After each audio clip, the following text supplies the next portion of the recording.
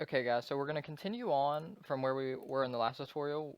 We just finished the do while loop. So in this one we're going to learn about the for loop. So to do a for loop, you type for and then parenthesis, and then you can declare your variable in here. So we're going to say for int I, and we're going to start at 0, and then a semicolon, while I is less than 10, and then do I plus plus. So how for works is we're going to look at this variable and we're going to say I equals 0. If I is less than 10, we're going to do what's in here. And when you're done doing what's in here, add 1 to I, okay? And then you'll just keep going through this. So we're going to get this running pretty fast, and we're just going to say I equals, and we'll plus I, okay? And we'll just see the output here. So as you can see here, it went through and it started at I equals 0 and went all the way up to 9, because at which point, when it added 1 to I, 10 is not less than 10. So you don't want to print out that. If you would want to add that, you could say equals. So 10 will be equal to 10, so it'll print out that 10, and we'll go ahead and run that as well. And you'll see this time we got 10 down there, okay?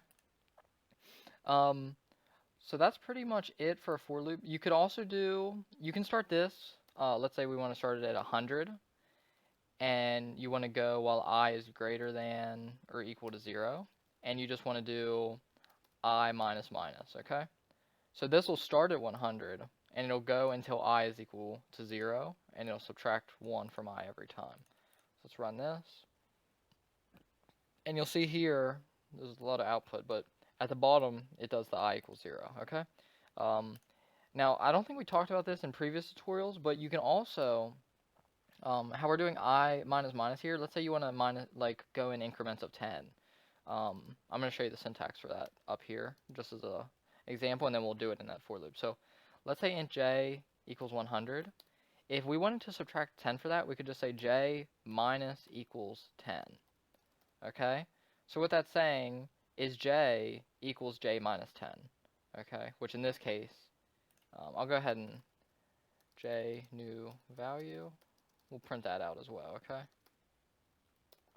Let's run this once. I'm going to comment this out just because we're just trying to learn what that does, okay? So you'll see that j's new value is 90, okay? Because it was 100, and then we did this to subtract 10, okay? So we're going to use that same rule down here, and we'll just say I minus equals 10. And now you'll see that it'll go in increments of 10, okay? So you'll see 100, 90, 80, all the way down to 0, okay?